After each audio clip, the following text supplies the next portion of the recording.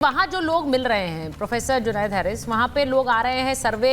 अब वहाँ पे देखिए एक रिक्रिएशन भी हो रहा है। ज़रा मंदिर में जो कुछ मिल रहा है वो ज़रा तस्वीरें चलाइए चेतन, क्योंकि जो ये सबूत मिल रहे हैं और प्राचीन महादेव मंदिर, बाके बिहारी मंदिर, कार्तिकेय मंदिर का पता चला है। वहाँ पर नैमिषारण्य तीर्थ में प्राचीन कुआं मिला है, 152 साल प्राचीन बावड़ी मिली है। ये सब जो अब खोज में सामने आ रहा है, उसे लेकर अब ये पूछा जा रहा है कि इतने साल ये छुपाया क्यों, और अगर ये सियासत नहीं थी तो फिर क्या था? क्या ये संभल में, क्योंकि जिन लोगों ने चिट्ठियां भी लिखी हैं उन्होंने डर के मारे चिट्ठियां लिखी हैं कहकर के मुस्लिम बहुल इलाका है इसलिए हम चिट्ठियां लिख रहे हैं। अब उन चिट्ठियों की भी जांच होगी। प्रोफेसर हैरिस, देखिए, एक बात तो मैं आपको ये बता दूं कि जिस चीज की तारीफ होनी चाहिए आप उसको शिकायत के तौर पर प्रेजेंट कर रहे हैं। जैसे सबसे बड़ी बात तो यह है कि वहां पर 1992 नहीं 94 तक जिस मंदिर के अंदर संभल में पूजा वगैरह सब कुछ हुआ, और उसके बाद अभी भी रस्तोगी परिवार के ही हाथ में चाबी है, वो चले गए, लेकिन वहां के मुसलमानों ने उस मंदिर पर कुछ भी नहीं किया। तो जाहिर सी बात इस पहलू पर कभी भी कोई बात नहीं कर रहा है।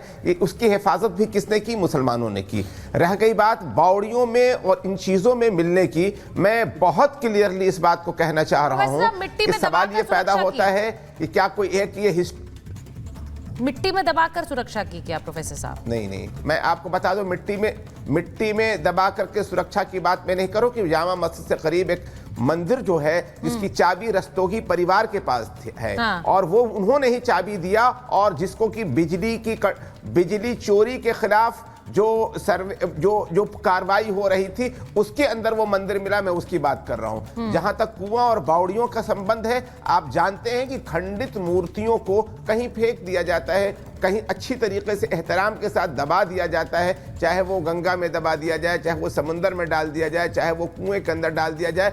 इसका कोई हिस्टोरिकल एविडेंस है क्या कि ये मंदिर मुसलमानों ने ऐसा किया है? आपने सारी मूर्तियां देखी हैं जो निकली हैं, आपने मूर्तियां देखी हैं सारी, आप उन्हें खंडित कह रहे हैं। आप सारी मूर्तियां खंडित हैं क्या?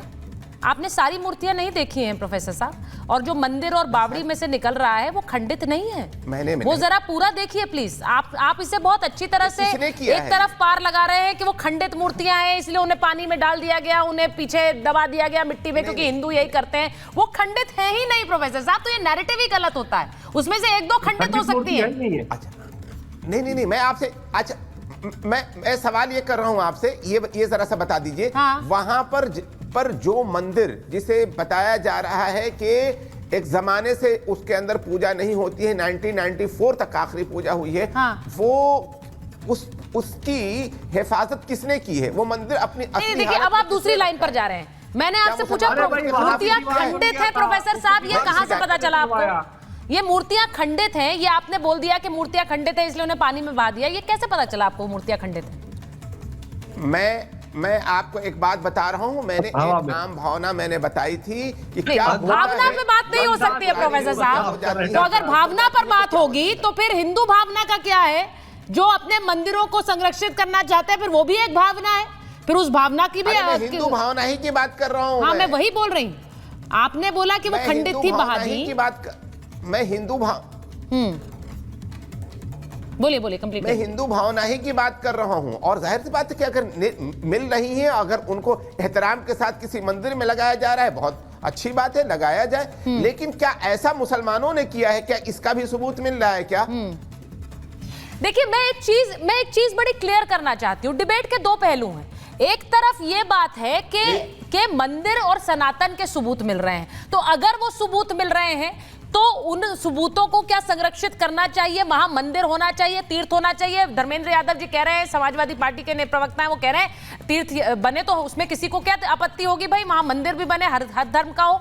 उसका दूसरा पहलू ये है कि जो आरोप लग रहे हैं वो दंगाइयों पर लग रहे हैं। डीजीपी सर, मुझे प्लीज करेक्ट करिए अगर मैं गलत कह रही हूं। आरोप दंगाइयों पर लग रहे हैं, तो वो दंगाई कौन है इससे मतलब नहीं है। वो दंगाई, आप बार बार ये कह रहे हैं कि मुसलमानों ने किया, दंगाई कर रहे थे। अब दंगाई कौन है इसके बारे में तो जांच होनी चाहिए। अब अगर जियाउर रहमान बर्क ने एक दंगे को भड़काने की कोशिश की, वो जांच का दायरा है, लेकिन उनका नाम तो है। अब ये अलग बात है कि वो एक मुसलमान है, लेकिन उन्होंने वो अगर दंगाई की श्रेणी में आएंगे तो फिर उन पर जांच होगी। डीजीपी सर, सुचरिता जी, ये हमारे राजनीतिक मित्रों को मुबारक हो। जाति धर्म ढूंढना, पुलिस की विवेचना में जात धर्म बिरादरी नहीं आती है। नहीं हम कोई पुस्तक अपनी जेब में रख करके किसी तरह की घोषणा करते हैं। हमारी जो भारतीय नागरिक सुरक्षा संहिता है, भारतीय न्याय संहिता है, भारतीय साक्ष्य अधिनियम है, इसी तीनों के अंतर्गत विवेचना होती है।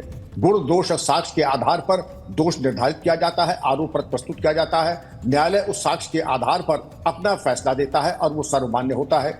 हिंदू मुस्लिम ये करना, ये पुलिस के मिजाज में नहीं होता है। और जो दंगाई है, राजनीतिक मित्रों को होगा, शायद अलग अलग कानून अलग अलग बिरादरियों के लिए हो, अलग अलग। पुलिस के हिसाब से जो दंगाई है, चाहे किसी बिरादरी का हो, किसी भी जात का हो, कानून बिल्कुल बराबर एक तरीके से बिल्कुल नाप तौल करके, तराजू पे तौल करके उसके साथ किया जाता है।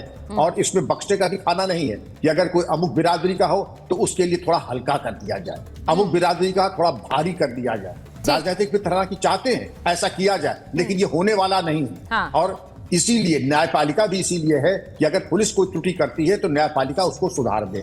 और जितनी भी बातें अभी हुई हैं, दंगाई दंगाई है। मैं समझता हूं प्रबुद्ध हमारे विचारक और पहले से ही कहते, दंगाई कोई भी हो कठोरतम सजा मिले, और मैं चाहूंगा कि रासुका भी उनके ऊपर लगाई जाए। बिल्कुल सर, संभल में क्या चीजें बदली हैं? शर्मा जी और धर्मेंद्र यादव जी को ले लीजिए एक बार, क्योंकि संभल में जो ये बात बार बार कही गई, ये शर्मा जी वोट बैंक को देखकर लोग कह रहे हैं कि भाई एक तरफ बीजेपी अपना वोट बैंक कंसोलिडेट करना चाहती, दूसरी तरफ समाजवादी पार्टी अपना करना चाहती है। तो वहां वो तीर्थ की बात कर रहे हैं और ये यहां पर दंगाइयों को बचाने की बात कर रहे हैं। देखिए, वोट बैंक का कौन करता है, कौन 15% मुसलमानों को आरक्षण देने की बात करता है संविधान के विरुद्ध, ये तो पूरे देश ने देखा है। कौन जो है संविधान के विरुद्ध आतंकियों को छुड़वाने की कोशिश करता है सद्भावना के नाम से, ये सबने देखा है। तो समाजवादी पार्टी का कृत है, तो वोट बैंक की राजनीति होगी, इनको मुबारक। लेकिन मैं जुनेद साहब से एक प्रश्न करना चाहता हूँ, क्योंकि उन्होंने बहुत महत्वपूर्ण प्रश्न किया। उन्होंने कहा कि रस्तोगी साहब जाते समय मंदिर की चाबी दे के चले गए। जुनेद साहब, मैं जुनेद साहब आपसे पूछना चाहता हूं, वहाँ के ही लोगों के बयानात हैं और आपको भी जानकारी जब इतनी है तो ये भी जानकारी होगी कि उस मंदिर के इर्द गिर्द 50 से 60 हिंदू परिवार रहते थे। ये सारे परिवार वहाँ से छोड़ के क्यों चले गए? जल्दी से जवाब लूंगी सर, मेरे पास समय नहीं है। जुनेद साहब जल्दी से जवाब दीजिए, वो पूछ रहे हैं कहाँ चले गए, पलायन कर गए, कैसे चले गए? जुनेद साहब, इस पर कभी विचार किया आपने? वो सैनी मंदिर बनाने वाले सैनी लोग, मैं आपको बता रहा हूं, जल्दी से जवाब सर। वो सैनियों ने बनाया। वो मंदिर के इर्द गिर्द एक भी परिवार नहीं बचा। क्यों? जहां मुस्लिम रहेगा वहां हिंदू नहीं रह सकते। ठीक, देखिए, मैं आपको बताना चाह रहा हूं, ये बहुत सही सवाल है और मैं खुद इस बात को कह रहा हूं, ये बहुत गलत है। ओखला के अंदर एक आश्रम मैं जानता हूं, उसके लोग भी, आश्रम के लोग अब यहां पर नहीं रहते और मुसलमान को चाबी दे करके गए हुए। ओखला में चाहिए, आप यहाँ के जवाब में आइए सर। मुसलमान स्कॉलर साहब यहाँ के जवाब में आइए। दुनिया की कहानी मत सुनाइए, कहानी सुनने से कोई लाभ नहीं है, डिबेट है। मैं दुनिया की कहानी नहीं सुना इसी रहा में बताइए ना, मैं आपको ये क्यों हिंदुओं का पलायन बता रहा हूं। ये बहुत अफसोस की बात है सर, अफसोस की बात है तो क्या उस पर कोई कदम उठाने की जरूरत है आज, या इसको डर लगे समझकर भुला देना चाहिए, छोड़कर चला जाए। चर्चा होनी चाहिए। मेरे पास समय आज इतना ही था।